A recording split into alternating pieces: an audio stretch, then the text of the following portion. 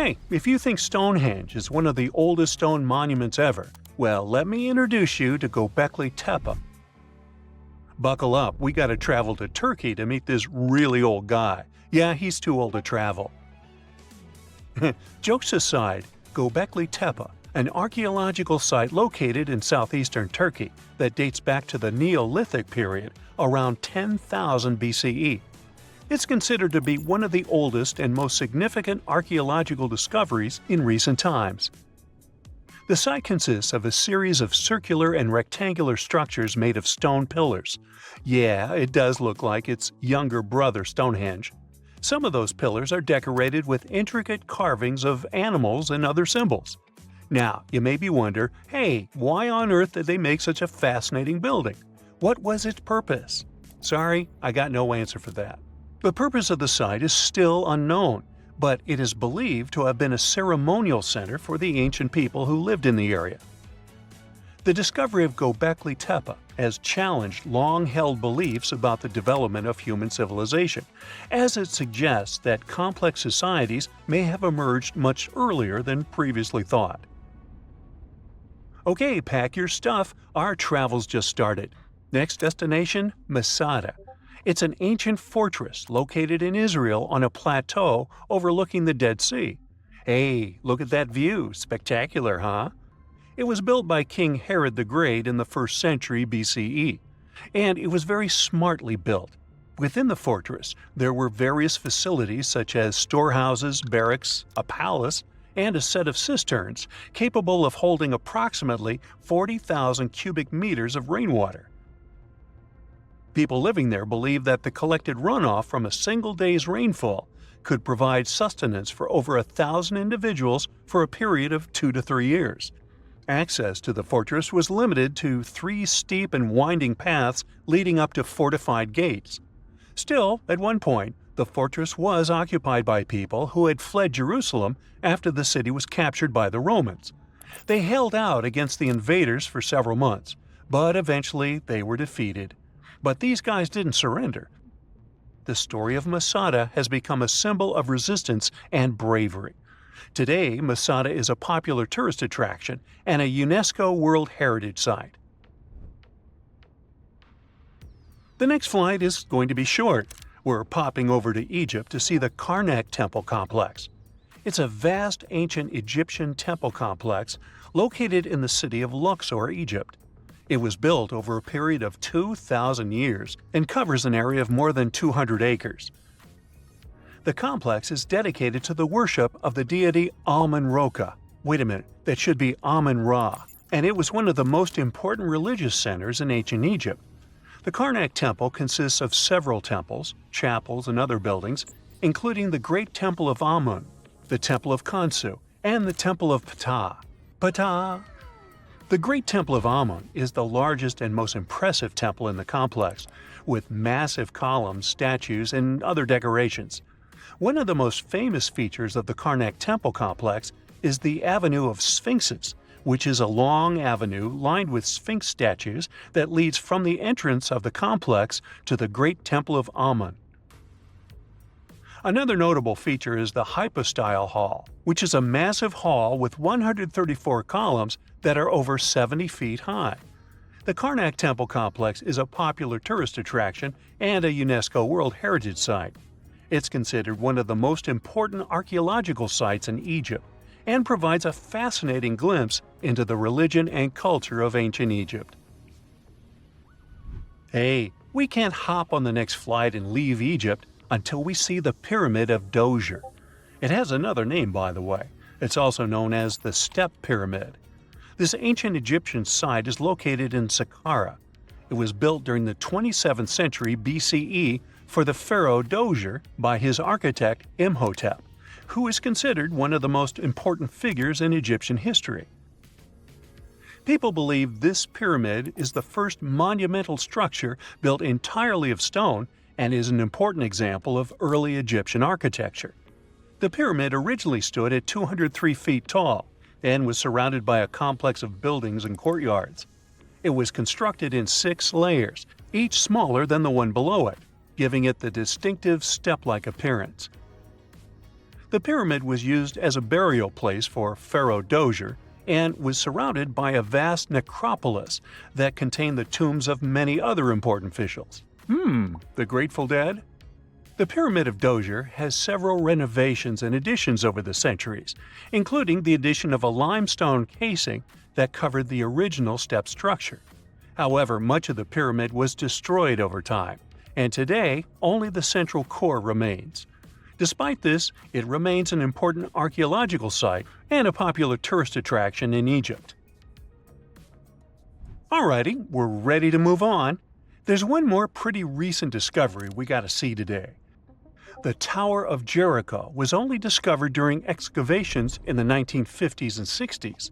It's an ancient stone tower located in the city of Jericho in the West Bank.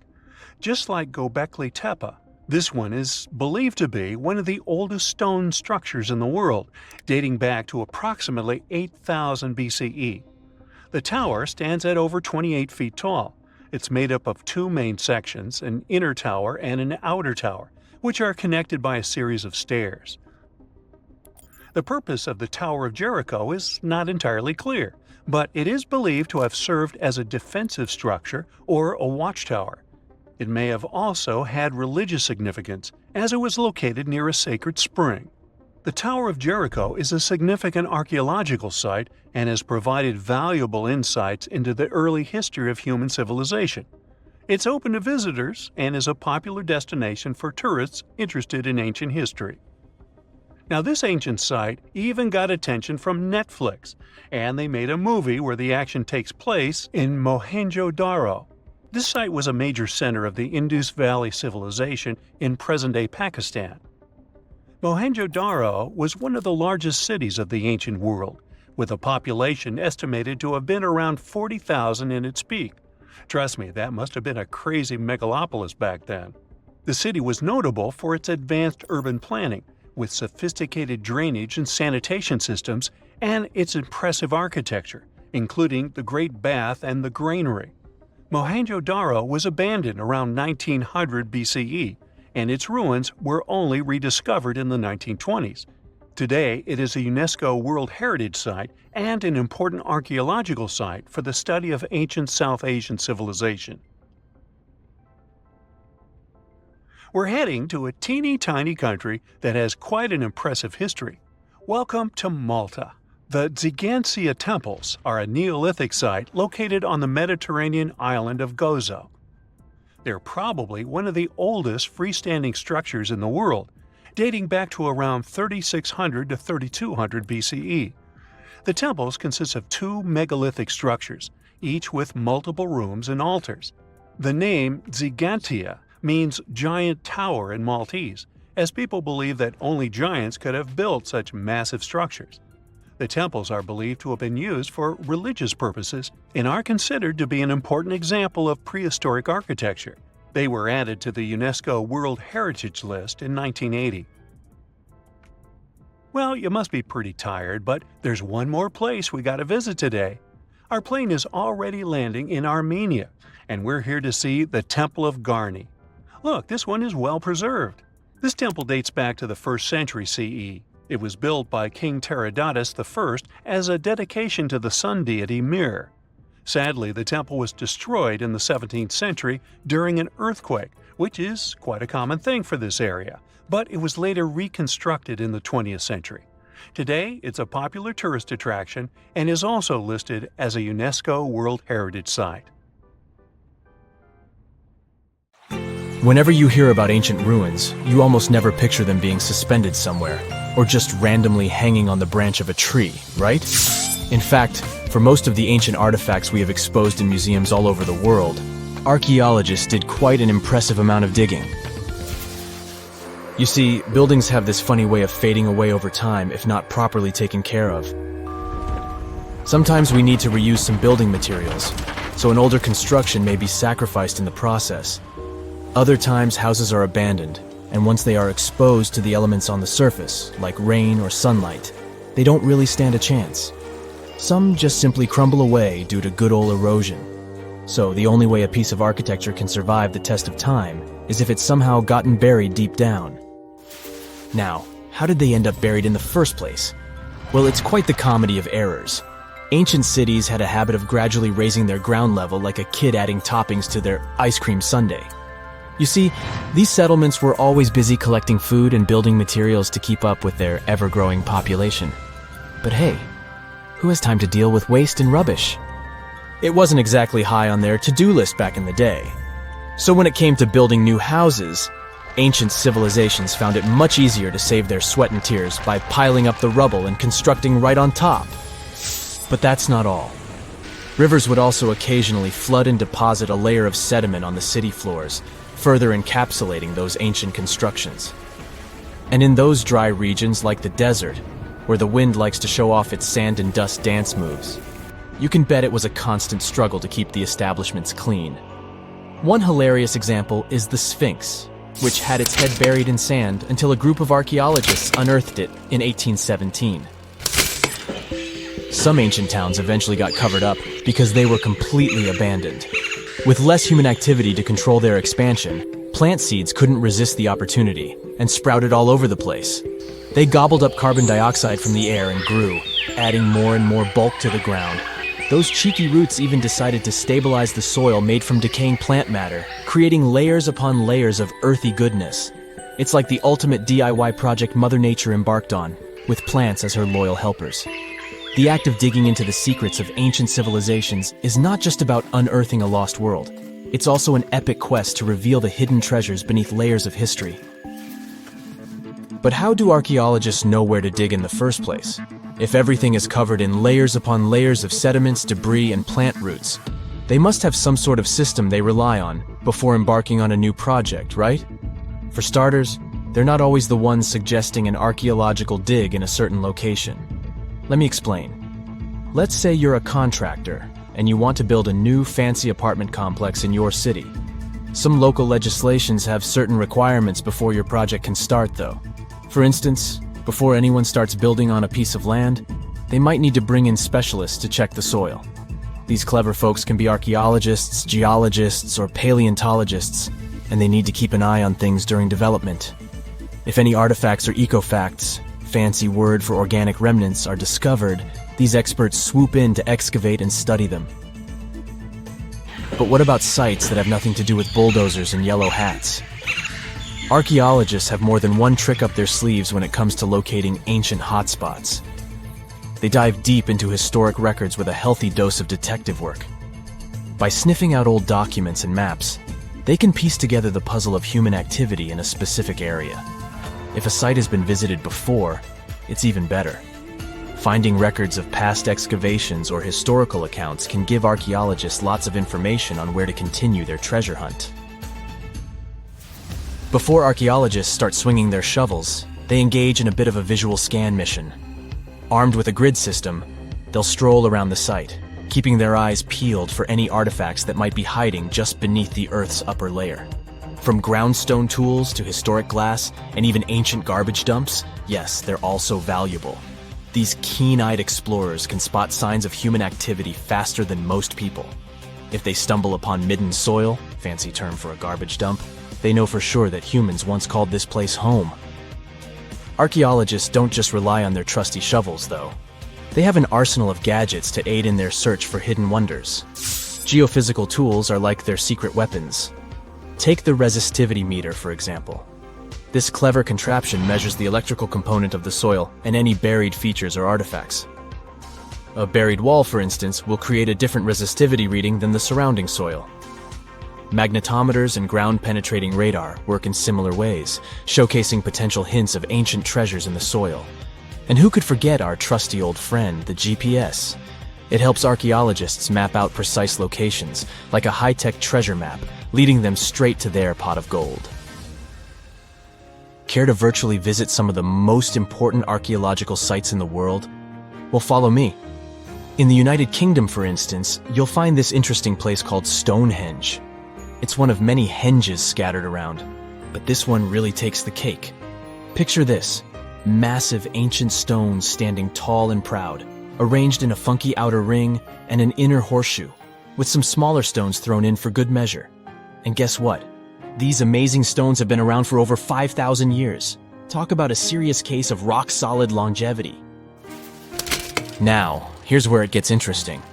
According to local folklore, the legendary wizard Merlin whipped out his magic wand and poof!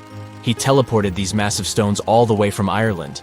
Apparently, some giants had assembled them there, but Merlin decided they would look much better at their new location. Others think it's just the ruined remains of an old Roman spiritual edifice. These amazing structures were built by our Bronze Age ancestors. With their simple tools and limited tech, they managed to create this monumental masterpiece. Impressive, right? Unfortunately, there's still so much we don't know about this area. Stonehenge's initial purpose remains a mystery to this day. Sure, there are lots of theories, but scientists have yet to agree on the subject. However, we do know that it's perfectly aligned to catch the sunrise during the summer and winter solstices. The ancient city of Pompeii is an equally amazing archaeological site. Picture this. Mount Vesuvius, a notorious troublemaker, decided to throw a volcanic tantrum and completely covered this ancient Roman city. It turned it into a time capsule, located outside present-day Naples in Italy. Fast forward to the year 1748, when a bunch of adventurous explorers stumbled upon Pompeii. Lo and behold, they discovered a treasure trove of well-preserved goodies: streets, houses, food. Probably a bit stale by then. Blingy jewelry, fancy sculptures, colorful frescoes, everyday household items, and even animal and human remains. It was like an epic archaeological party. From the looks of it, Pompeii had it all. Fancy houses and villas, a massive 20,000-seat arena, cute little artisan shops, hangouts like taverns. And let's not forget the saucy spots like those luxurious bathhouses for some intense pampering. There's also the Sanctuary of Apollo, where people used to gather for their daily dose of worship. And of course, the bustling heart of the city, the Forum of Pompeii, where all the cool people used to hang out. And guess what? Pompeii is so cool that it made it to UNESCO's World Heritage List back in 1997. That's like the ultimate Hall of Fame for historical awesomeness. It also includes many other famous buildings and sites, like the Taj Mahal in India and the Acropolis of Athens in Greece. Now, how about some surreal hidden places to check out? Grab a flashlight and your backpack, and bon voyage! The trip starts in the mountainous country of Switzerland. You travel to the town of Waltensburg in the eastern part of the country. It's raining and it's very cold, but you still make your way to the bottom part of a mountain, where your first adventure awaits. After climbing up high in the mountains, you see a strangely shaped castle. To get there, you must walk up an extremely narrow pathway. Don't look down, you think to yourself. You tighten the straps of your backpack and manage to walk along the pass. Standing at the door of the castle, you really can't believe what you see. A 13th century fortress built entirely of stone. Today, all that is left of Krafenstein Castle is mainly its ruins, but their condition is good enough to get an idea of what the place looked like back in its glory days. You take your time to explore the castle inside, but honestly, this place gives you the chills and you're ready to move on.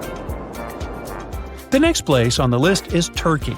A plane and then a car ride later, you arrive in the city of Çorum in the northern part of the country. On the outskirts of Çorum, you find a valley filled with old, overgrown mountains and see the beginning of the trail you're about to hike. The way is extremely steep, but it leads to a secret door carved in the mountain. Congratulations! You've just arrived at Kapilikaya. The huge door is a massive arched stone that blocks the entrance to a hidden building. Experts think it has existed since the 2nd century BCE. Unfortunately, the huge door won't open, so what's hidden inside is a mystery today. It's guessed that there is a room inside. Some locals say there's a treasure hidden there too, but until today, no one has managed to enter the place to check. Okay, it's time to get moving before night falls. Next, you get the unique opportunity to travel to Ethiopia. Wandering around the city of Lalibela, you stumble upon a huge pit carved in the ground. You approach it carefully, and soon enough, you see a magnificent terracotta building, so richly detailed it leaves you mesmerized.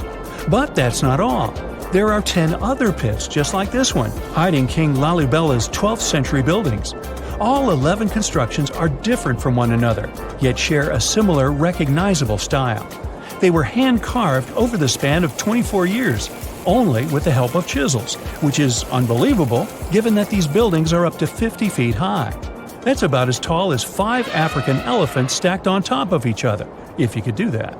This unconventional way of construction made them entirely monolithic, meaning they were carved out of just one gigantic piece of rock. Pretty impressive, huh?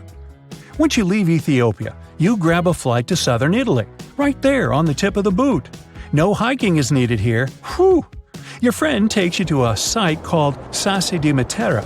It's a Paleolithic city carved in the slope of a steep hill. You might feel like you've traveled in time here, as local stone houses and ancient buildings are unlike anything you've ever seen before. The site, also known as De Sassi, is suspected to be one of the first human settlements in Italy, dating back to over 9,000 years ago. Wandering around the town, you might get invited inside one of the cave-like houses. Oh, and as weird as it may sound, some of the streets run on top of people's homes. Talk about Paleolithic urban planning. You're probably becoming an expert on rock-cut architecture by now, but there are still a few sites left on your list. Next off, you head to Slovenia to visit the world's largest cave castle. This medieval castle was built on top of a 400-foot-high cliff and was designed to be impenetrable. Luckily for you, security is much more relaxed today. Still, if you're looking for a more challenging and less touristy way inside, you can get into the castle through one of its many underground tunnels. They were built over 800 years ago for the owner of the castle. He needed secret passageways to sneak supplies. Today, Prijama Castle is both enchanting and mysterious. I'd say it depends on whether it's a warm sunny day or a cold stormy night. After this medieval experience, you head on to visit Petra, a magnificent Jordanian monument found in the middle of the desert. To get around here, you'll need a large supply of water and sunscreen because it's going to get hot. But this site is worth it. The city of Petra is a marvel of the ancient world. Back in the 4th century BCE, this region was a trading hub at the crossroads of commercial routes. Petra was a wealthy city, home to the Nabateans, an Arab Bedouin tribe that thrived in the region for many years. The rock-carved gate-like structure Petra is famous for is called the Pharaoh's Treasure. It stands at the main entrance to the site and is said to have a treasure hidden inside. You might feel tempted to check it out for yourself, but that's an adventure for another trip. For now, you hop on another plane ride, this time to the Americas. First, you visit the USA, more specifically, the mountainous state of Colorado. You make your way to Mesa Verde National Park. There, in between the greenery and abundant vegetation, you'll find over 600 dwellings built in the cave beneath the cliff, carved deep into the mountainside. This ancient village is now considered a heritage site. The local Puebloan tribe built it back in the 1190s. One of its main buildings is called the Cliff Palace. It's a multi-story construction built from sandstone and mud mortar. The palace alone housed over 150 rooms. If you're feeling sporty, you might want to visit the Balcony House. To get there, you'll have to climb a 32-foot ladder. You'll get to see a mid-sized village of 38 rooms, including 2 kivas. Those are traditional chambers that were built by the Puebloans for ceremonial purposes. Still in the U.S., you make your way to the hills of South Dakota. You're there to visit one of the world's most impressive human-made sculptures on Mount Rushmore. What's so mysterious about this place, you might ask? Well, during Mount Rushmore's construction, a 70-foot-long secret tunnel was built behind the head of Abraham Lincoln.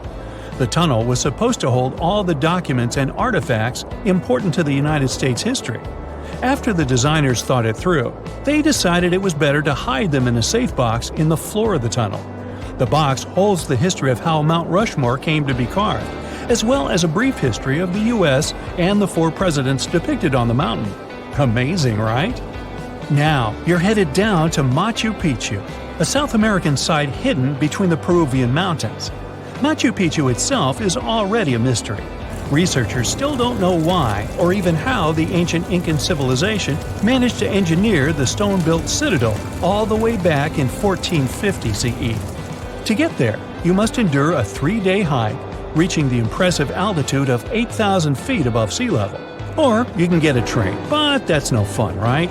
You're here to check on a relatively new discovery. Back in 2010, French engineer David Crespi was taking measurements of the Inca ruins when he noticed a door he had never seen before. It was sealed off by stones. He went back to the site a few months later with an electromagnetic scanner. The scanner, which could detect objects behind walls, showed there were copious quantities of metals behind that sealed door. The researcher contacted the Peruvian authorities requesting to remove the rocks, but they didn't authorize it. As of today, the door is still locked. Whew, this trip was long, wasn't it? Make sure to get some rest, Indiana Jones. Tartessos, a mysterious, highly developed society that once flourished and then, without any warning, suddenly disappeared. Moreover, before they were completely gone, they performed some strange rituals, as if they were trying to save themselves from something. But what happened to these people? Let's try to find out. Let's go to the southwest of Spain, to about 2,500 years ago. Once, there was a beautiful city here, a trade center of Tartessos.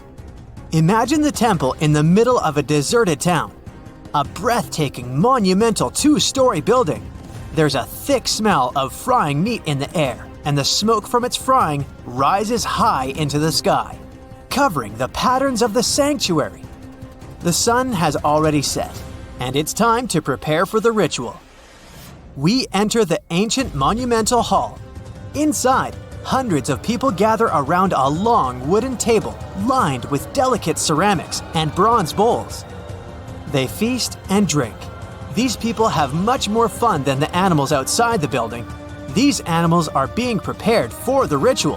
Horses, cows, pigs, donkeys, even dogs. All of them were brought here to appease the deities. And what happens after the ritual itself is even crazier. At the end of the ceremony, people take torches and set fire to the whole building. Everything turns to ashes and coals, and when the last embers fade away, they take shovels and begin to bury this place.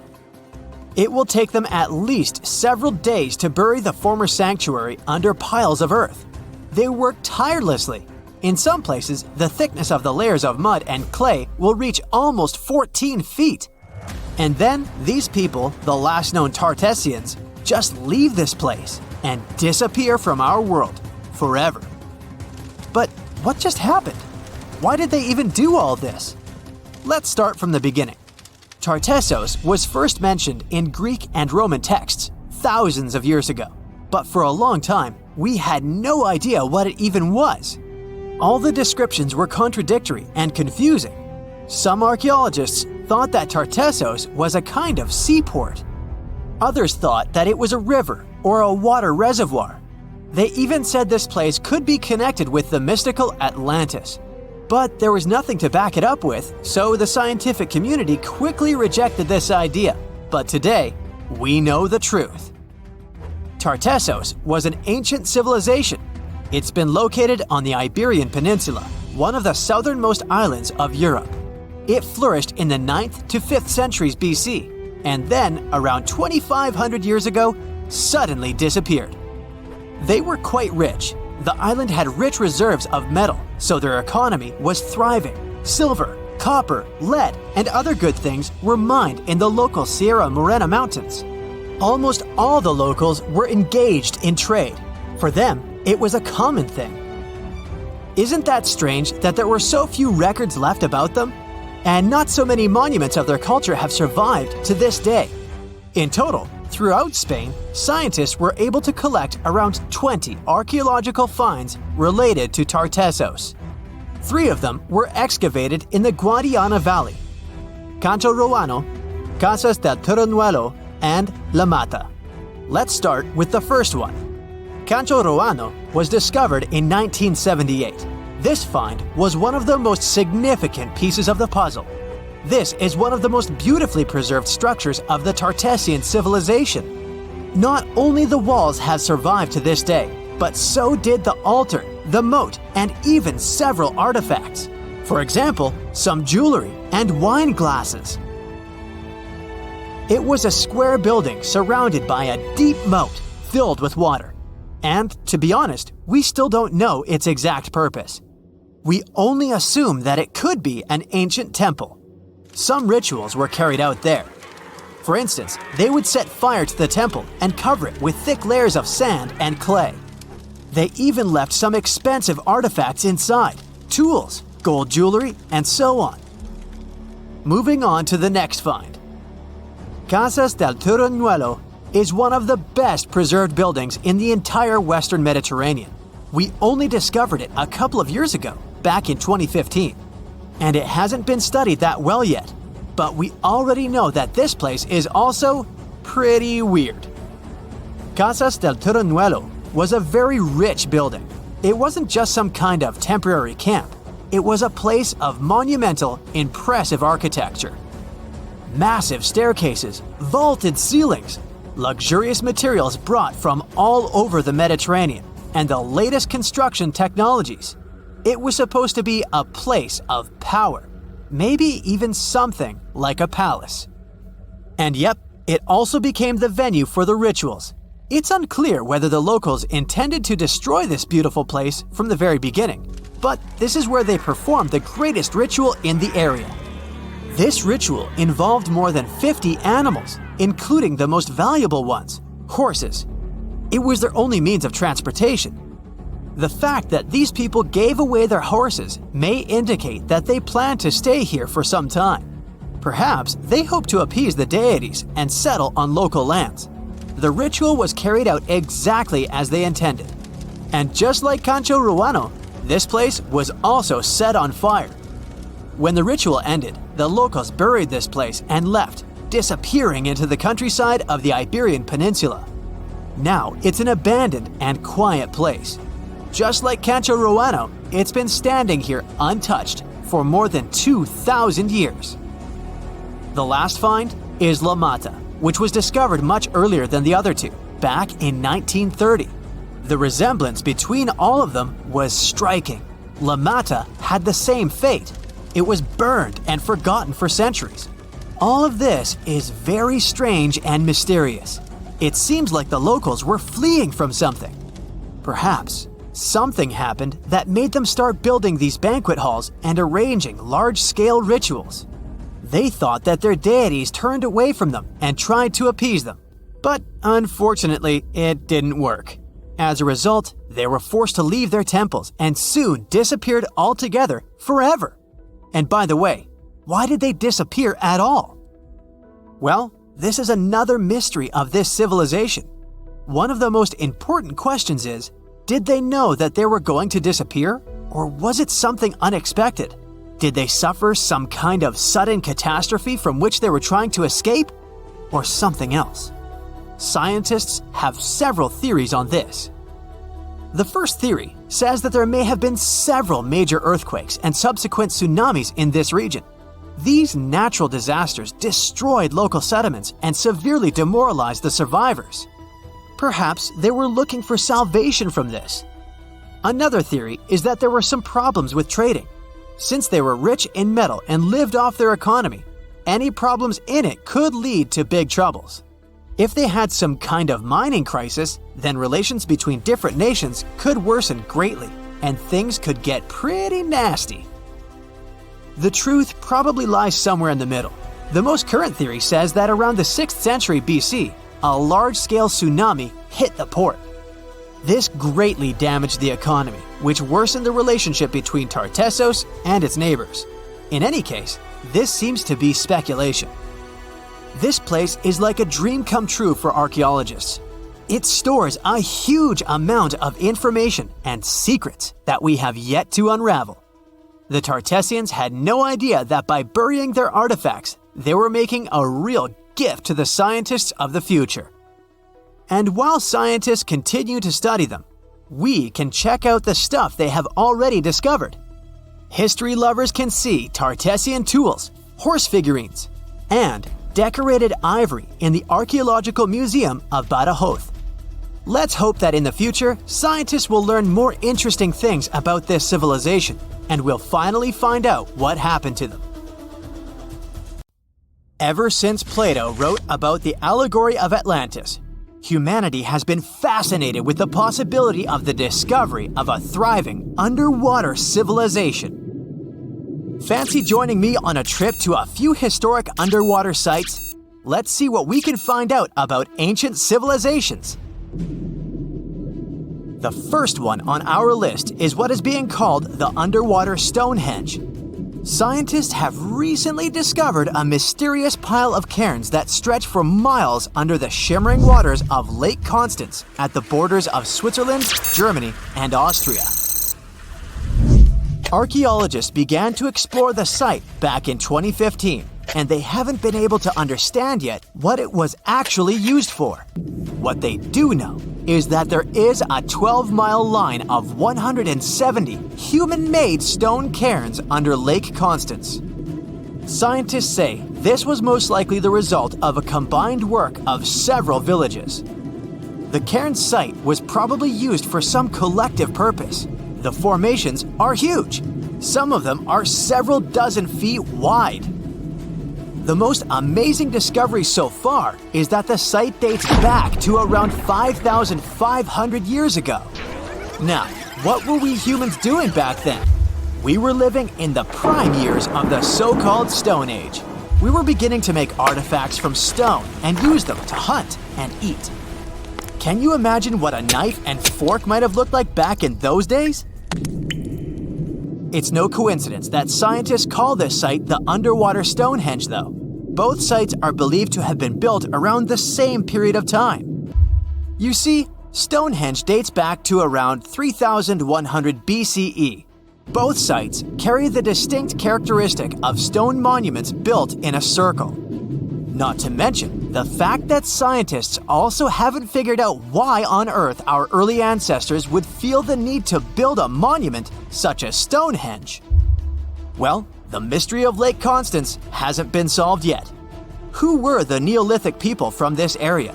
And for what purpose did they go through such an amount of work and effort to build this huge stone site? Next, we're taking you on a tour of the Ryukyu Islands just off the coast of Japan. You're diving deep down to an archaeological site. But I should warn you, the waters of the Pacific Ocean are far from smooth. It doesn't take long before you see a huge structure, thanks to the sunlight shining down on the seabed. At first, it looks like Machu Picchu's ruins located across the globe in Peru. As you approach the site, you slowly figure out its forms. A pyramid-shaped structure, arches, staircases. It's something that could have easily been a palace or a castle. Could this be a sign of human activity? What you've just seen is known today as the Yonaguni Monument. It also goes by the name of Japan's Atlantis. The entire monument is about the size of 5 soccer fields and the height of a 5-story building. Its most surprising feature is its expanse of terraces. Explorers and scientists believe that Yonaguni might be 10,000 years old. But whether it's a human-made structure or a natural formation is still under debate. For Japan's top marine geologist, Professor Masaki Kimura, Yonaguni is the heritage of a lost civilization. Kimura has dived to the bottom of the ocean to explore the ruins over 100 times over the past 10 years. According to him, there are clear signs of human activity down there. On the monument's surface, there is a triangle-shaped concave that is a historical symbol of water fountains in the region. There's also a giant turtle carved on the eastern side of the structure. And, according to Kimura, turtles have an important cultural meaning. Several pieces of stone tools have been recovered from the site. Their estimated age is around 10,000 years. However, not all scientists support this theory. For many, Yonaguni is the result of thousands of years of erosion. The fact that the monument is composed of one massive rock leads them to believe it's not human-made. The defined edges and flat surfaces resemble a natural formation in Northern Ireland, known as the Giant's Causeway. The basalt columns look like the ruins of a palace, but they're actually the result of volcanic activity in the region. Now, you're flying to the coast of Greece, 4 hours away from Athens. More specifically, you're in the Peloponnese Peninsula. You dust off an old snorkel and head for a free dive on a bright sunny day. Sometime into the dive, you start noticing patterns on a seabed. 13 feet below the surface, outlines of familiar objects start to appear, one by one. As you continue swimming, what looks like the outline of an entire city emerges in front of your eyes. Are you wondering how water could have taken the whole city? Rocks are perfectly aligned into what appears to be the foundation of a building. This is Pavlopetri, an ancient city you've probably heard about for the first time. It was discovered by Nicholas Fleming, a British oceanographer, when he was on vacation in Greece. He had heard rumors about Pavlopetri's existence and indeed found several artifacts on the seafloor. He went back to the area a year later with the team. They found a site filled with pots, storage vessels, and tools. A kernstone, for instance, is a tool used for grinding grains and turning them into flour. Multiple amphoras indicate that this settlement dates back to the Bronze Age, 5,500 years ago, when people started living in towns. The settlement is believed to have existed for over 2,400 years. Today, Pavlopetri is considered the oldest submerged town ever discovered, and what's impressive is that it wasn't a simple village. It was a vibrant port city with stone buildings, a marketplace, streets, and even squares. The next stop on our voyage is one of today's most famous underwater cities that has been turned into an archaeological park. The city of Port Royal in Jamaica exists only below the surface, but in 1692 it was one of the wealthiest cities in the Western Hemisphere. Port Royal was the center of the British Empire at the time and an important trade city that attracted people from all over the region. It was also home to real-life pirates of the Caribbean. On the morning of June 7, 1692, the people of Port Royal met a different fate than they had probably expected. The city woke up shaking. People were thrown out of their beds by the power of a massive earthquake, ranking 7.5 on a Richter scale. One survivor said he had seen Earth opening up and swallowing the whole town.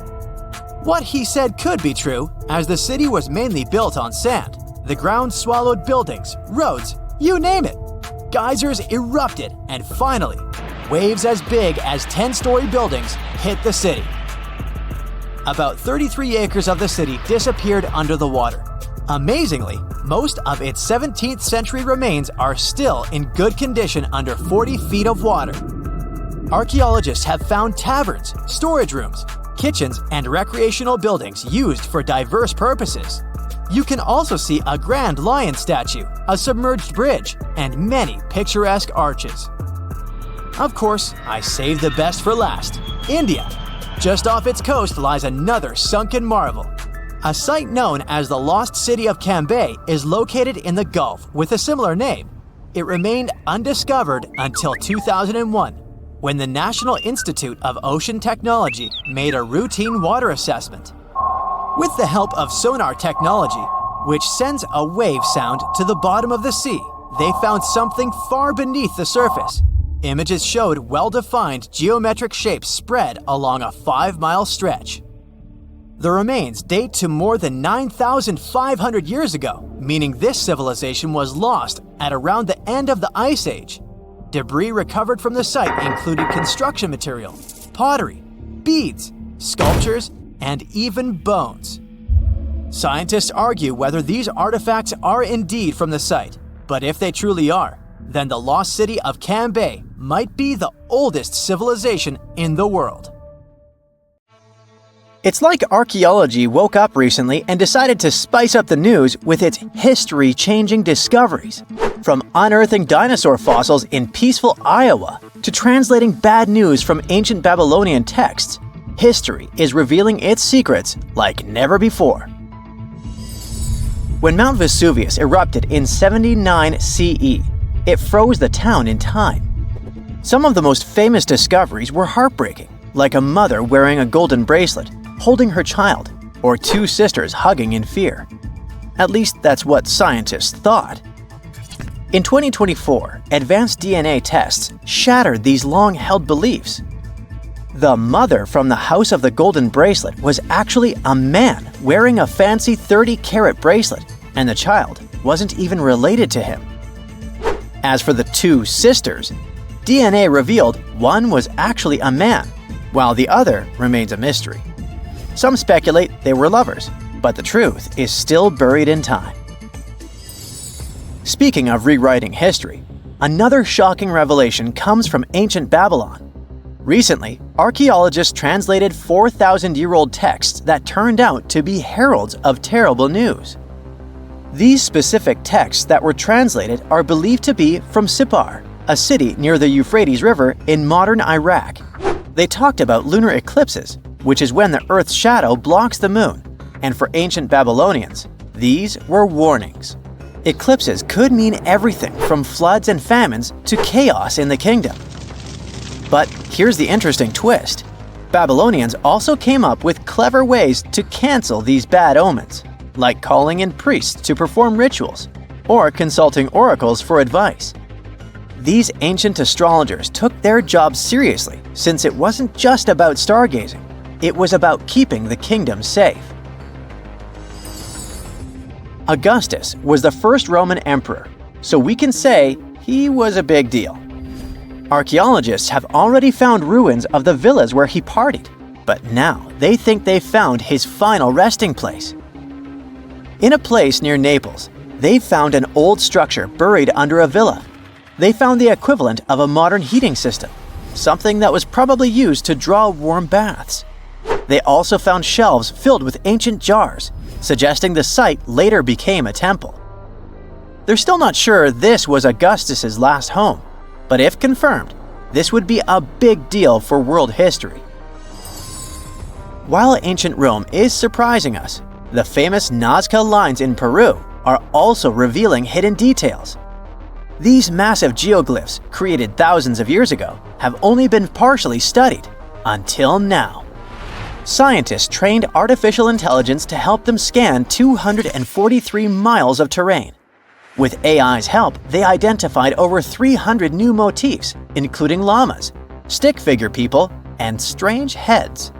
The algorithm, originally developed to decode charred scrolls from Mount Vesuvius, has doubled the number of known glyphs. The past is getting a serious digital upgrade. Meanwhile, in Bulgaria, archaeologists made a surprising discovery in a place few would expect: a sewer. In 2024, researchers unearthed a nearly intact 6.8-foot-tall marble statue of Hermes, the Greek god of travelers and trade, hidden beneath layers of soil.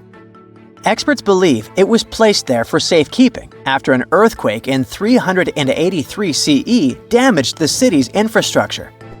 At that time, paganism was declining and Christianity was rising as the Roman Empire's official religion. Many pagan idols were being destroyed, but it seems some locals secretly preserved their deities by hiding them underground. Searching the bottom of the River Thames is probably worse than looking under your bed. The riverbed collects all kinds of discarded treasures, including a legendary typeface. In the early 1900s, two men created the Dove's typeface for printing books, but after a bitter falling out, one of them threw every single metal letter into the river. A century later, in 2014, a designer trying to revive the typeface began searching for the lost letters. In just 20 minutes, he started finding them. With the help of divers, more were uncovered, and today, some of the lost letters are on display in a museum. Not much goes on in Iowa, which is why finding a huge 13,000-year-old mastodon skeleton made headlines. In 2022, a researcher received a photo of a massive femur believed to belong to a prehistoric animal. It took 2 years to secure funding for excavation, but in 2024, archaeologists finally dug in. After 12 days of work, they uncovered a well-preserved mastodon skull. the first ever found in a Midwestern state. This discovery would make Indiana Jones jealous, especially since it happened in Petra, the ancient Jordanian city featured in one of the movies. Archaeologists uncovered a 2,000-year-old chamber beneath Petra's treasury, containing at least 12 skeletons, along with iron and bronze artifacts. The chamber, built by the Nabateans, sheds new light on their afterlife practices, which remain largely mysterious. One of the most intriguing finds was a ceramic chalice clutched by one of the skeletons. Back in Peru, archaeologists made a groundbreaking discovery that turned Peruvian history upside down: a female ruler.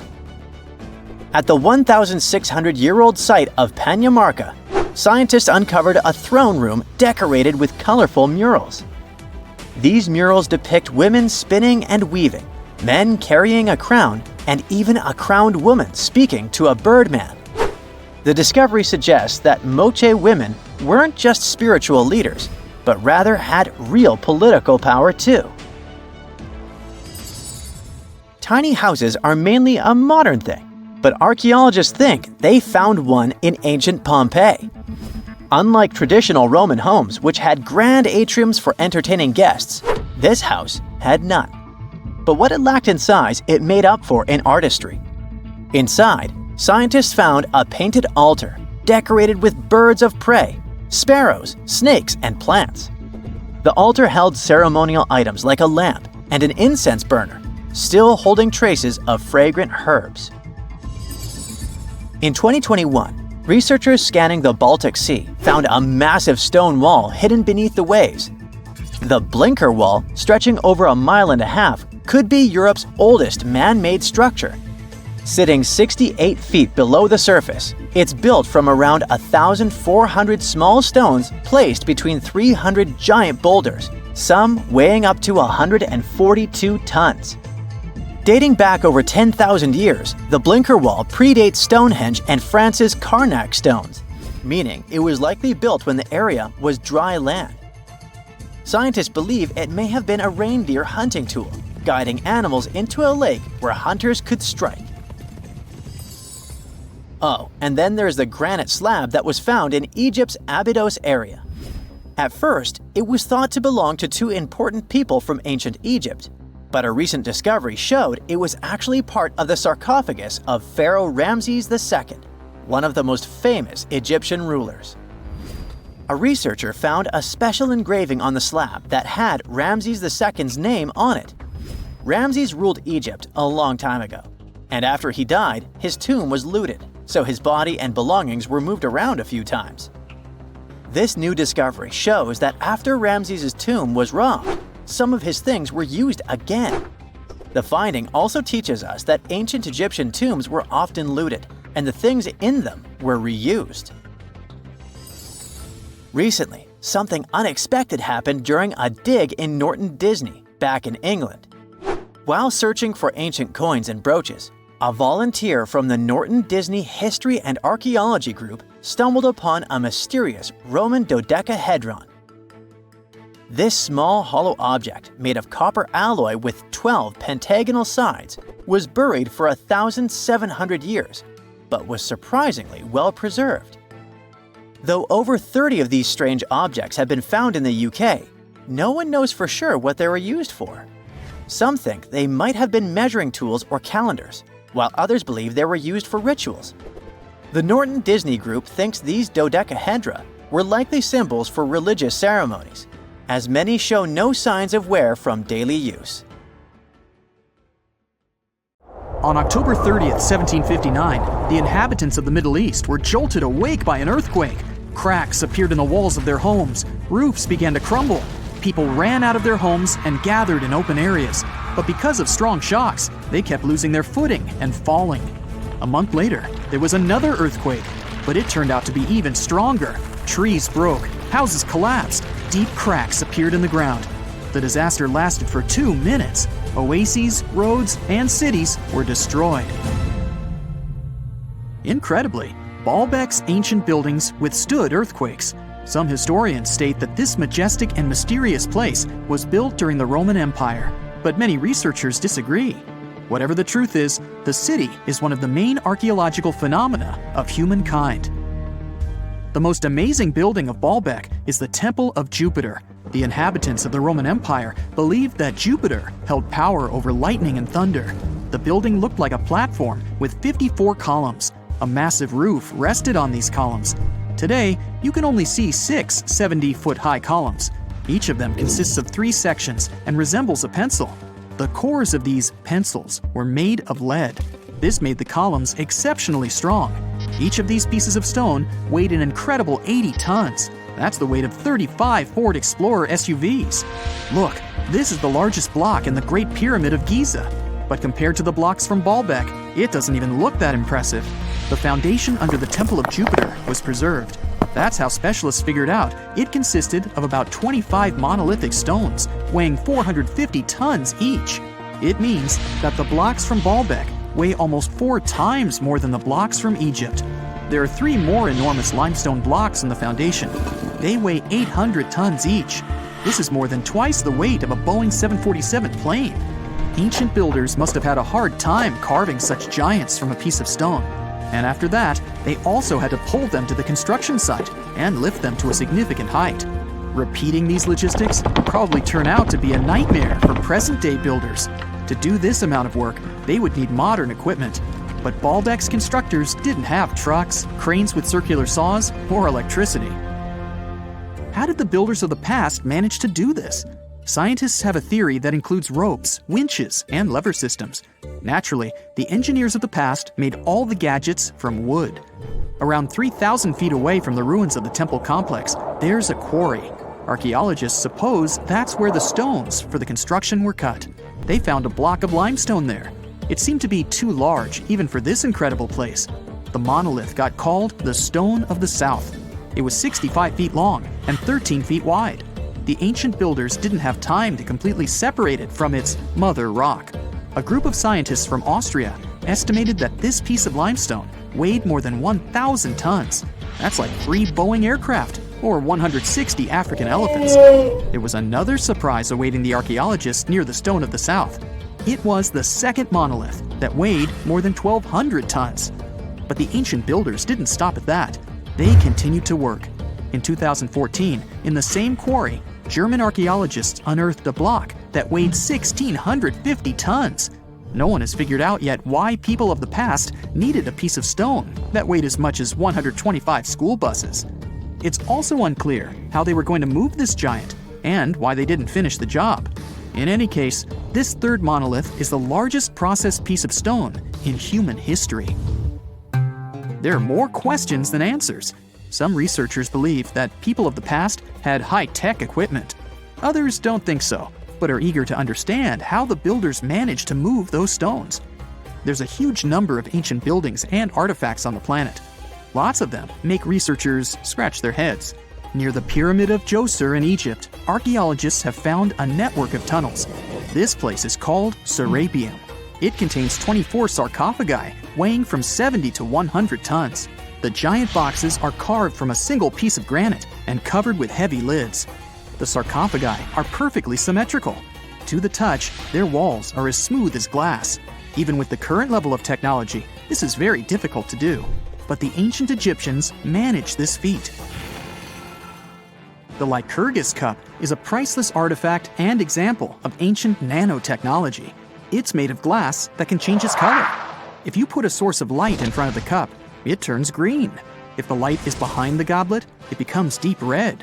In this case, the figure of Greek king Lycurgus turns pale purple. Scientists understood how this color change worked only at the end of the 20th century. Through microscopes, they saw nanoparticles of silver, gold, and copper.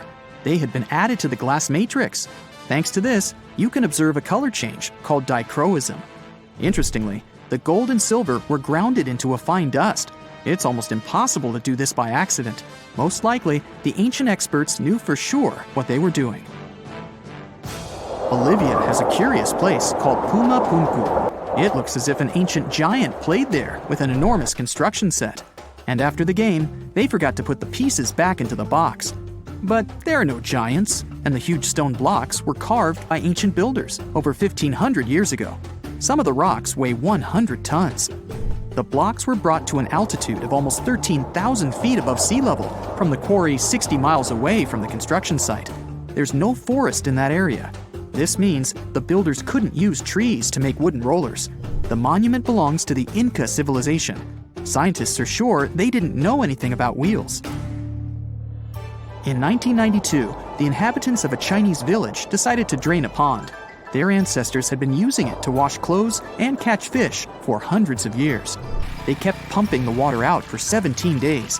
At the bottom of the reservoir, they made an unexpected discovery. The villagers saw an entrance to a cave going down to a depth of 100 feet. The incredible find was named the Longyu Caves. Unknown builders carved out 320,000 square feet of galleries. There are separate rooms, bridges, pools, and columns that support the ceiling. The walls of the cave are covered with strange carved lines and patterns.